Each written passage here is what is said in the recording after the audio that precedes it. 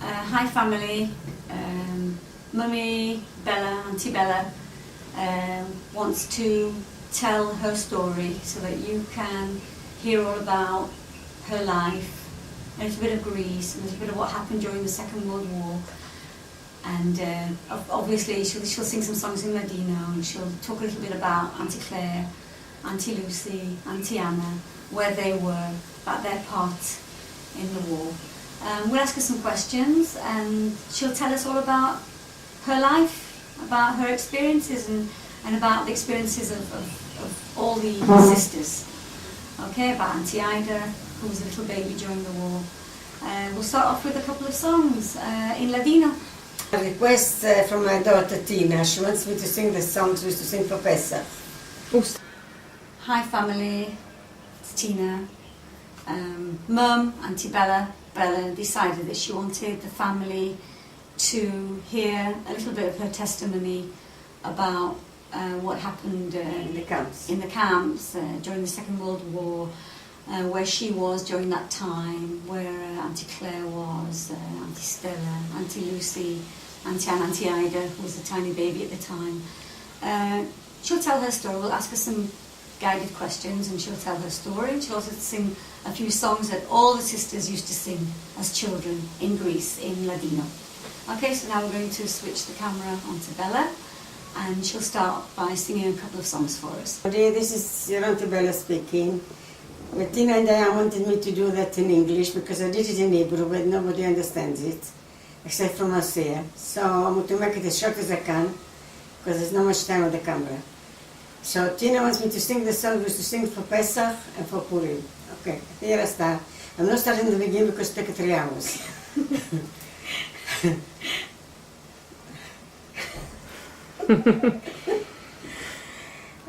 Famous songs cantabas cuando el rey rimló al campo salía, graba en el cielo y en la estrellería.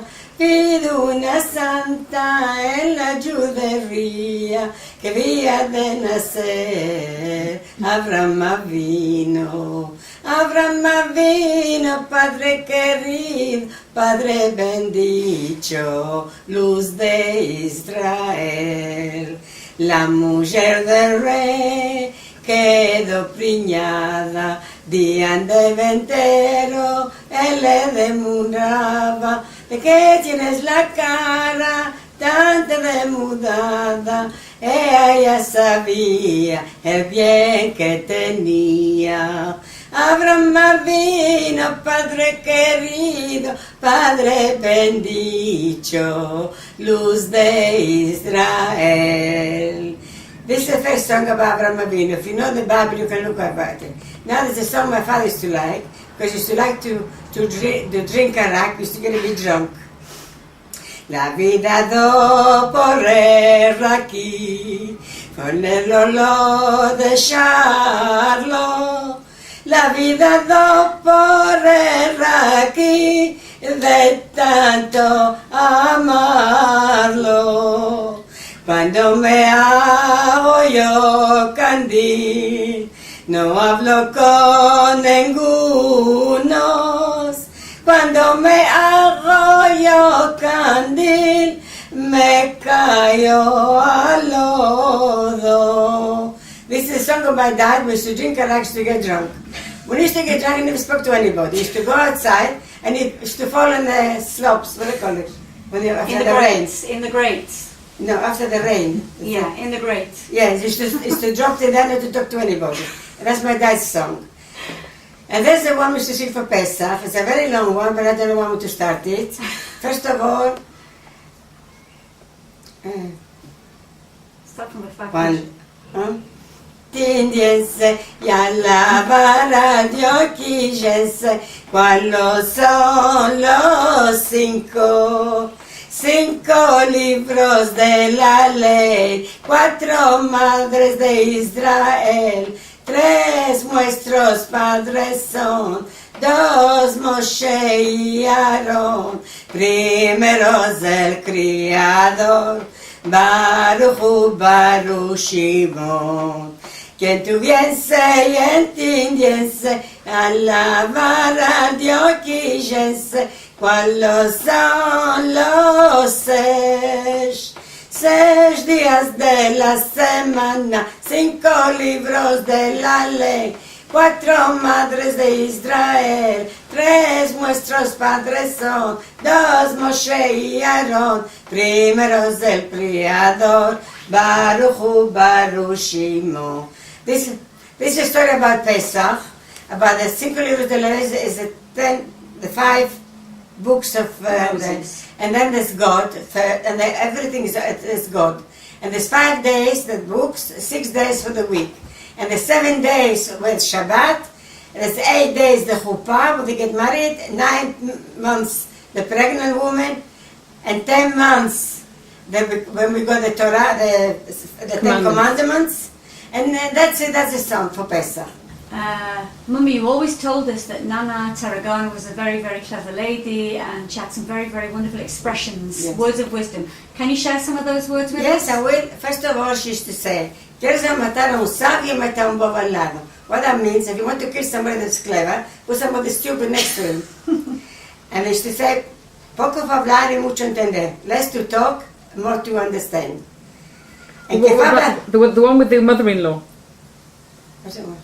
Who cleans, when you clean for the mother-in-law. And when the woman was married, and her mother used to come to clean the house, to visit her, she used to clean the house and the front, and then the covela suegra, that's what the mother-in-law says. It doesn't go under the beds or anything. Everything was like that. And then there was, I used to say, alta alta va la luna cuando quiere aclarecer. The moon, the higher it is when it was to open. And at night, like that's a girl without a future, it's better she doesn't be born. Without mazal. The mazal, yes. And then used to say, que fabla para mí, bueno que tenga. Who talks about me, yela kol tov. Si no, que se muera la luenga. To bite the tongue, and she can't remember minute, I used to say, pelteca, la la la la la, in English. Somebody who stammers. Stammered, and I know who she is. Okay. Ojos buenos, ellas buenas, el yo ya me contentó. Así como se contente de dormir los dos. Now, there was a boy used to say, ojos buenos, beautiful eyes, los besos, cejas buenas, brows to her. El yo ya me contento, God give me all that. Now, the only thing I want is to sleep together with you. and then that's it, the song of the camp, you already told them, I don't have to write to say it again. There's a lot of songs we used to like to sing, but it's going to take such a long time. There was a song that they used to sing in the camp, that all the Greek Jews used to sing in the camps. Árboles lloran por lluvia y montañas. Now I'm going to spread English, I'm not going to sing it because it makes me cry. The trees cry for rain, the mountains cry for wind, and I'm crying for you, my dear mother. For you, you're llorando por querida madre. Torno y digo, I'm turning and I'm saying, what's going to happen to me in this tierras ajenas, Earth, cursed land. yet land? What's going to happen to me if I'm going to die all by myself? And all the Jewish Greeks from Saloniki used to sing the song in the camps. It's a very sad song. And there's another one, Madre mía, mi querida, para cómo va a parir. Parir, saco de chinchas, y que no me pariera a mí. Madre mía, why was I born? Better she was chinchas, what is she chinchas? Nits, lice. Those things. Yeah. No, Please. You know, I better was born. And tu madre cuando te parió y te quitó al mundo. Corazón no te dio para amar segundo. I can't really sing that. Tu madre cuando te parió y te quitó al mundo, corazón ella no te dio para amar segundo. Adiós, adiós querida. No quiero la vida, me la amargaste tú. Va, búscate otro amor, ajá, va a otras puertas. Va, búscate búscate otro amor, que para mí sos muerta. Adiós, adiós querida, no quiero la vida, me la amargaste tú. Mummy, can you describe to us the night that the Germans came, how it happened, and where all the sisters were, where Nana was, where Granad was, where everybody was? The thing is, first of all, there was the war from Mussolini with the Greece. And then my two little sisters, Oro and Rosa, they died. One died, she was sick, and the died with the bomb. Then after the Mussolini war, Hitler came in. When Hitler came in, I don't know who they found out that my father was a British subject.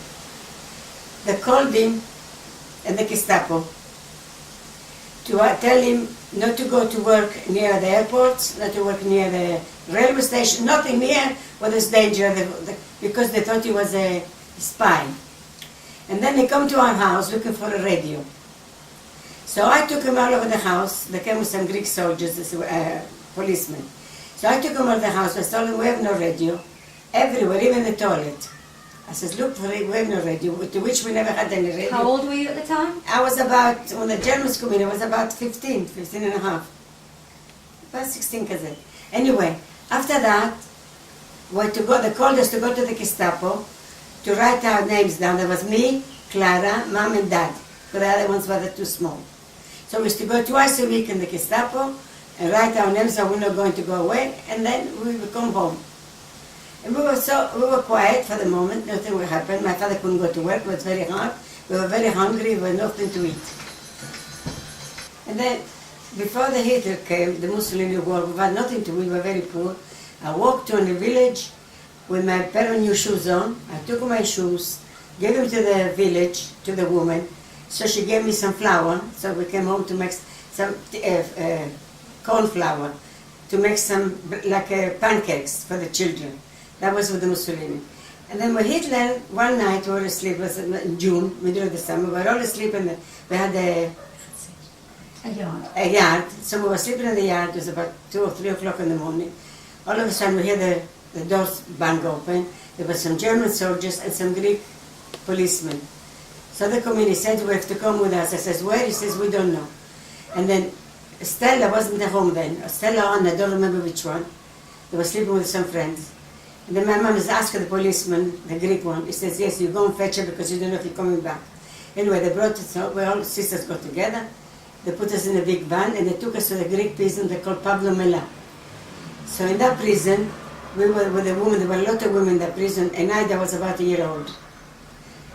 So we didn't take no clothes with us, we did nothing. And we went to the prison, and my father was in the men's place, and we were in the women's place. There were a lot of women there. They didn't maltreat us, we were there. We were there for about a couple of months, 2 or 3 months. And then they came from the Red Cross, they knew about us, and they called my father. So they took my father to the Red Cross, and then after my father came a few hours later with a couple of parcels, food parcels. So the Red Cross recognized us as prisoners of war. And then after that, they came, after a few months, they took us on the road. We were traveling with all the German soldiers. The only family, civilians, was us. We were going, we were doing, we don't know nothing about it. We had no clothes, we were dirty, we were filthy. And then in the prison, some women tore some dresses off, and they gave us to change Ida. And my mother used to feed them. Anyway, on the way, we were going to places. We stopped in Austria, and then they took my father away. And then we left my mom and the kids all on our own. On the way back on the train, we stopped in a village. There was a silence. The English were bombing Germany. A place called Ulm. In that place, my mother started shivering. After the silence, they took my mother away, and I was left with all the children by myself and Ida, and my mother used to feed them. So we don't know where my mom was, we don't know where my father was, and I was left on my own with the kids. So slowly, we got into Libya. Now there was a nuns, a monastery. Yes. A monastery with nuns. When we go there, when we go in the monastery, we were full of lights. The baby was crying, and we don't know what to do. Before we were going to Lebanon, the baby was crying. She wanted to eat. So one of the Germans went to throw her through the window. So what I did, I took her, I bumped her from the German's hands, and I opened my blouse. I put her on my breast, like she was drinking milk, but she was sucking, and then she was quiet. And all the kids were sleeping on the tops where they put the luggage on the train because no one to sleep. Anyway, we went to Lebanon. There was a woman. She helped me to go in, and we saw the nuns. We were really frightened. We don't know. We didn't speak the language. We don't know nothing. So we were there. So they put some stuff in our nose. I thought we were going to burn us to death, but they didn't. They washed us and cleaned us, and then the baby was quiet. We were all clean and nice. So we stopped there for a few months. We don't know where Dad was. We don't know where Mom was. And then I heard somebody speaking in Ladino, very, very slowly. And I went to them and said, you speak Ladino? The Spanish. She says, yes. I says, could you ask, do you know where your husband is? She says, my husband's in Breslau. It's near Poland. It's a Kful, what they call it. On the border. On the border. So anyway, it says, will you ask your husband if he heard somebody from Saloniki calling Pension Tarragana? So she got the news from him after a month or something. She says, yes. And then I knew where my father was. But I didn't know where my mother was. And I was in Lebanon with the kids. And they sent me to work in the kitchen. And the nuns were looking after all the children. And Clara was very sick. She had malaria. And the doctors were helping her in there. And then she was very, very sick one day. She was nearly dying, and the nuns were praying for her that she was nearly dying. And all of a sudden we heard somebody coming, said, Mommy, Mommy! And all of a sudden Clara got up, and I thought it was a nest. A miracle. A miracle that's happened. And then my mom stayed with us in Vitel. She arrived? She arrived in Lebanon. We didn't know where she was. And that's why she wrote that song we all got now in English. That she composed it herself. She didn't write it, she composed it on her head. There was a Ladino and an English, and the one you got from Tina. And then we stayed in Lebanon a few months, and they taken us back to where, we don't know. Went on the train again, Mom and the kids and me. We went to Vitel, that was France. So in Vitel there was like hotels, but there was like a concentration camp. There were all wires, and we were inside. So, again, I was working in the kitchen. They sent me to work in the kitchen. And what did the other children do while you were working in the kitchen? The other children was there. The people in the camps were looking after them. What did they do all day?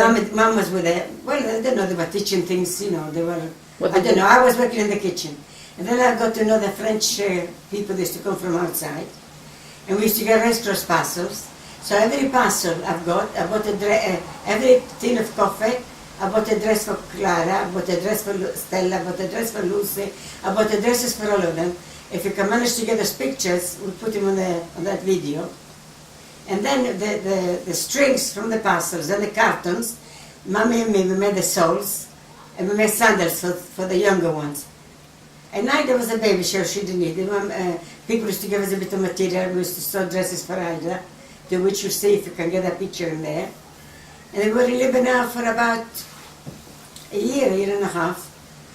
Then after they brought my father in Lebanon. And in 1944, they came and ordered us to... Wait, Grandad joined you in Lebanon, in Vitel? In Vitel, yes. And then they brought him in Vitel. Yes, they did. Oh. There were the families, your dad was in Vitel too. That's where I met, my father came to Vitel, we were all there. But all the British subjects, prisoners, from Breslau to Vitel, their families. So we were there, I was working in the kitchen with the children and everything was okay. We made all the standards, we were getting passes from the Red Cross, it was not so really bad. All of a sudden they came with orders for repatriation, for exchange prisoners. So the prisoners, the German prisoners were in England, they had to go back to Germany and we had to go to England. There were a lot of families from Benghazi, Tripoli. They were British soldiers, but because there were so many, they sent them back to Tripoli. That's where I met my husband in Vittel, and he came on the ship because he was a British soldier. He came to England with us. So, but my father couldn't come. So we left my father in Vittel Why couldn't he come? because there was no allowed, the war wasn't over yet. So my father was staying in Vittel, and we went to England. It was a terrible journey, it was a terrible place. We didn't know the language, they put us in one room because the war was still on. We suffered a lot in England. Until we found out, they sent me to work in the laundry. And Clara was working in a biscuit factory. Stella? And Stella was working in a factory. No, Okay. Stella went to school, Lucy, a textile factory. Stella, Anna, and Ida, well, Ida was still small, they went to school. Some of them went to school. And then we were working, and then all of a sudden I saw an empty house in the street we were living. So with my bit of English, with my bit of that, I went to the consulate and I told them we can't live in this house, all of us. So they gave us a house. And after the 1944, when the war was over, they brought my father. 1945. In 1945, they brought my father. And that's how all the family was united. And my father started working, and I was working in the laundry. After I learned a trade, sewing, I used to work on the tailoring shop, doing all the handwork, everything, because there's no machines then. Tell us And we how, were living. yeah. And we were living. We were living. It was very hard. We were living. And tell us how And how your sisters met their husbands. Okay, wait. First of all, when we were in Vittel, Clara had an operation of appendicitis. Okay. One of the prisoners, doctor prisoners, they did that for her. And then when we went to Batley, there was a Batley, there was no Jews, we were 35 saying we were Jewish. And then my sister started working in the pub when she grew a bit older. Which one? Which sister? Stella. Yeah. And she met a husband there. And Clara's husband and me were working in the same place, in Batley in the factory. He was working in a different place, and I was working with sewing, making men's suits. So Clara met Arthur through me. And Anna, I don't know what she met. I think she met a boyfriend. She used to take tickets in the pictures. She used to work in the pictures in the evenings. And Auntie Lucy? And Lucy, I have no idea where she met him. And when Lucy, she was a very, very sick woman, we didn't know, from the camps. She shouldn't have had no children. Did she get that from the camps, do you think? We don't know. No, we don't know. We don't know. What could be? We don't. She shouldn't have had no children. No, we don't say that. Can you cross that out? Anyway, so, and then Lucy got married. They all got married, and I met my husband in the camp in Vittel, and then he came on the ship. I don't know if he came from me or not, but we continued. They came to live with us, and he joined the army, in the British Army, because he wanted to come. We wanted to come to Palestine, and the British won't let us come because the British won't let us come here, so we couldn't come. And then Did you want to come to Israel then? yes, we wanted to come to Israel after when my husband finished the army in 1946. The British consulate. After we got married in 1946. I got married in the register office, and then after they took me to the synagogue like I was a thief. Nobody knew I was getting married with an all blue suit and. Why is it? And why did they take you like a thief? Because there were no Jewish people in Batley. There was no Jewish people. I couldn't get married in Batley.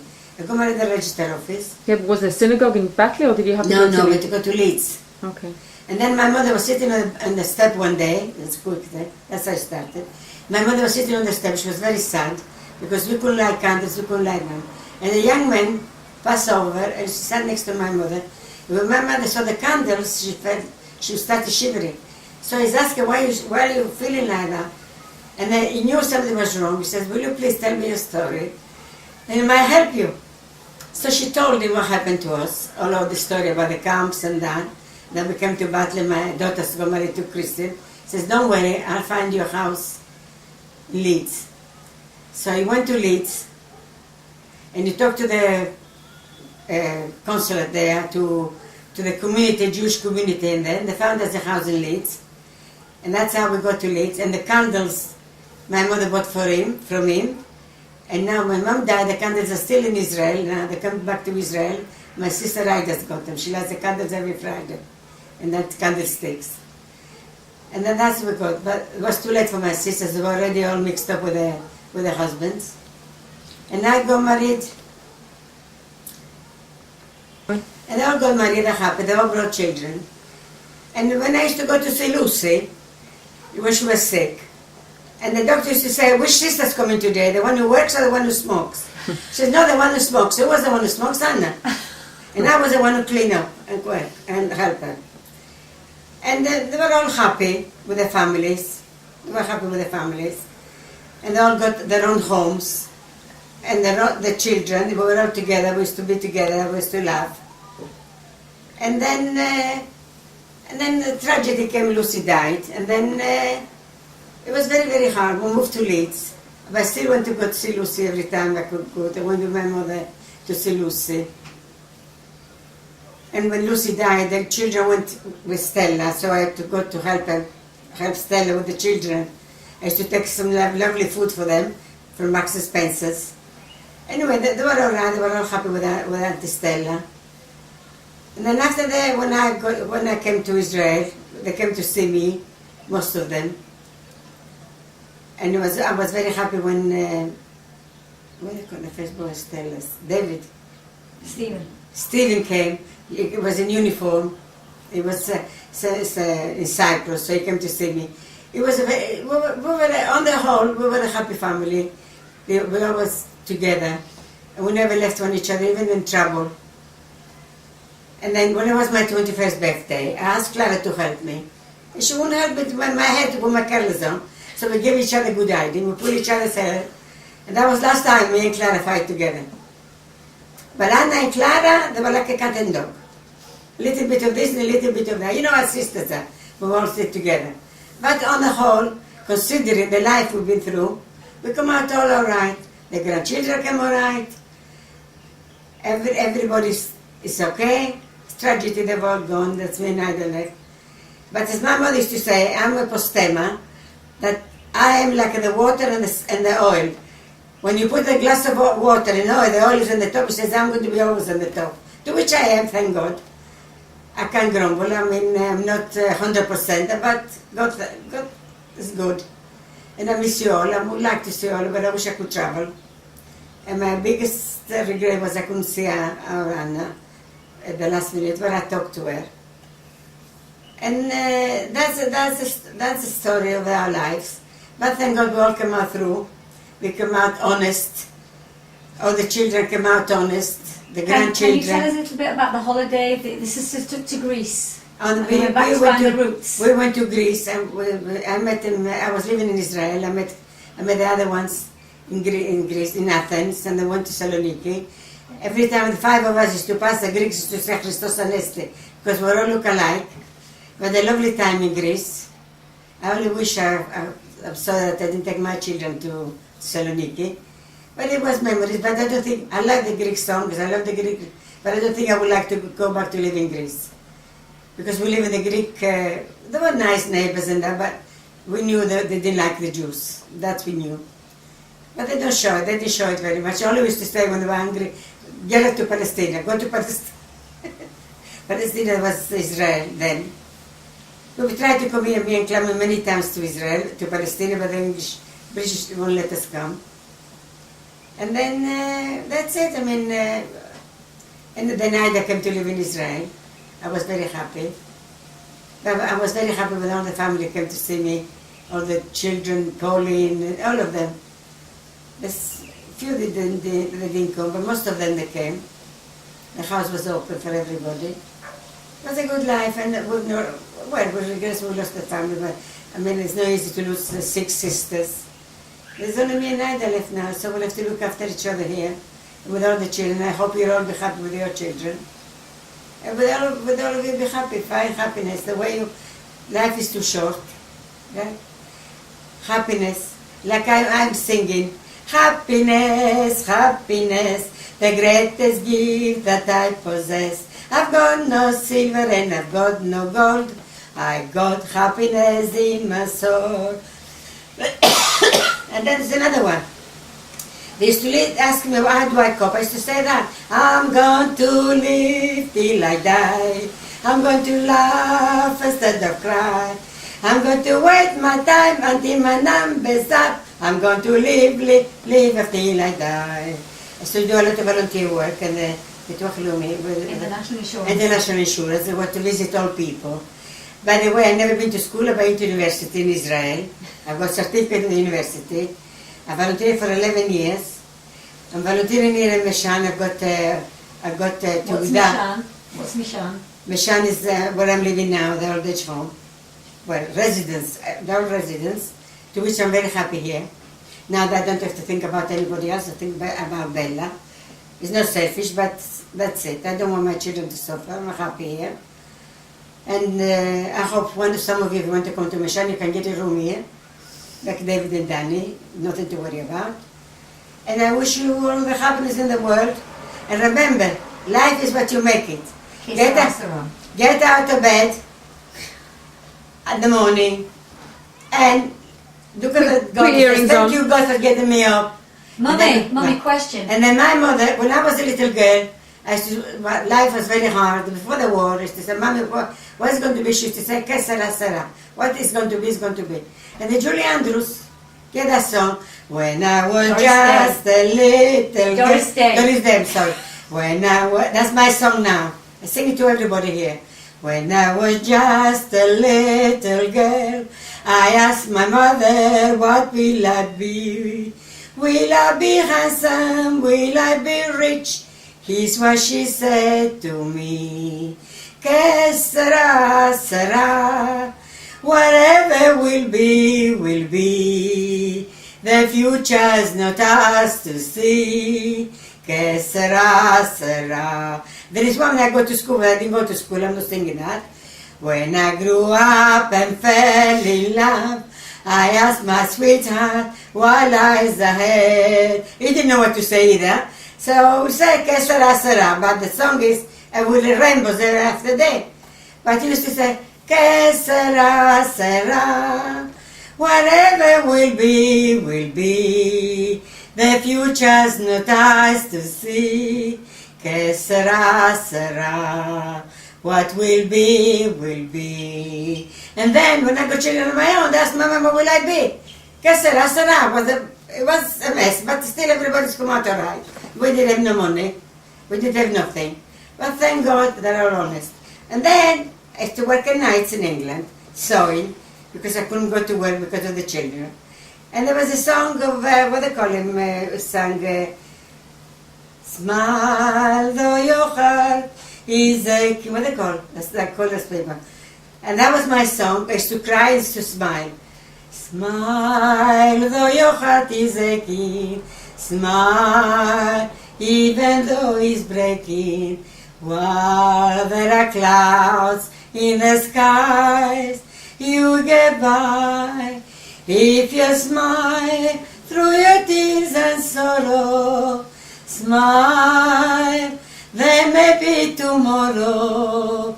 You'll find that life is still worthwhile if you just smile. And that's it. Keep on singing, keep on laughing. Things we turn out fine tomorrow. All along the line tomorrow. Though it's clouded everywhere, your troubles soon will fly away. Everything will be okay tomorrow. Always bear in mind tomorrow. Better days you'll find tomorrow. Though it's clouded everywhere, your troubles soon will fly away. Everything will be okay tomorrow. Now this is my song just to sing. They were sad, they used to cry. My boss used to say, what's happened to the lines? They were all full of tears. I said, nothing. I was laughing. Smile. Don't forget to smile. Because if you're laughing, the whole world laughs with you. If you cry alone. Nobody's going to come to you. So like that, life is what you make it. And life doesn't make you. You have to make your life. By the way, like my sister Anna, she never used to go out without makeup, no matter how bad she felt. And that's like me, Bella. I get out of bed, I put my earrings on before I put my knickers on because I won't forget them. Before I get dressed up, and all my friends says, Bella, see with the earrings, she puts her earrings on before she puts her knickers on. I don't know where they got that from, but anyways, that's me here. And you do things to make people laugh. As I said, if you laugh, the whole world laughs with you. And what can I say? I'm trying to, I'm volunteering and working very hard because I'm trying to do it. Life is, like I said, life is not very easy, but you have to make the best of it. But try to sing. When you cry, you cry. When you sing, you sing. When you cry, nobody cries with you. But when you laugh, if you go with a smile on your face, when you come out, they say, oh, look how nice she looks. If you go with a funny face, they say, oh, God, she's here again. That's why they go here, and you don't need that. I know it's hard. Not everybody can do it. You have to be optimistic. What's optimistic? Optimistic. Optimistic. Mummy, is there a Ladino blessing that you'd like to bless all your nephews and nieces? I'm Is there blessed. a blessing in Ladino? I get up every morning in the morning, I said, el Dios que me hace todo lo bueno, por donde van y vienen, por los aeroplanes, por las tierras, por las mares, a mis pijicos, a mis niñiticos, todas las familias, que vengan todos vivos y sanos. Y todos que estén todos buenos, el Dios que les haga todo lo bueno, que no me haga el corazón a ningunos, y que vengan todos que estén contentos con las familias. La vida es no como nos place. La vida, cuando hay, la podemos hacer nosotros. Toma la vida como la tomas. Si quieres llorar, vas a llorar. Si quieres reír, vas a reír. No le importa a ninguno. Okay, now translate that. Everything. No. I'm praying to God every morning, everybody, my children, my land of Silver, whoever travels everywhere. I'm praying to God to give us peace in Israel, to send the prisoners and the people in the hospital home, send them. I'm praying for my grandchildren, I'm praying for my cousins and my family to be everything all right. I'm praying for everybody, everybody, for the marshal, for all of you, and with the names. I think one of these days going to come out and says enough. You've got enough names on here. That's my prayers every night. Shemach Israel, Adonai Eloheinu, Adonai Echad. Please God, there's only one God, right? There's only one God for everybody. And He's going to help us. But we have to help ourselves. Right? And that's it. This is the conclusion of the video. What I want to say to all of you, it doesn't matter where you come from. It doesn't matter what your religion you are. As long as all the families we are together, we are lucky, we love each other. We don't hate each other. And it doesn't really matter. God makes us all, like my mother always said, we're all God's children. And she was right. It doesn't matter religion, it's what is in your heart. As long as you don't hate one each other, you have to be happy all together. Whatever is left in our family, we have to be together. Not to forget one each other. And don't forget anybody to wait to ring you, or she doesn't ring, or I don't ring. You just ring, like I do. I don't wait anybody to ring me. If I got a number, I do it. And I'm wishing you all the best, all the families together, and good luck, and God bless you all. From Auntie Bella.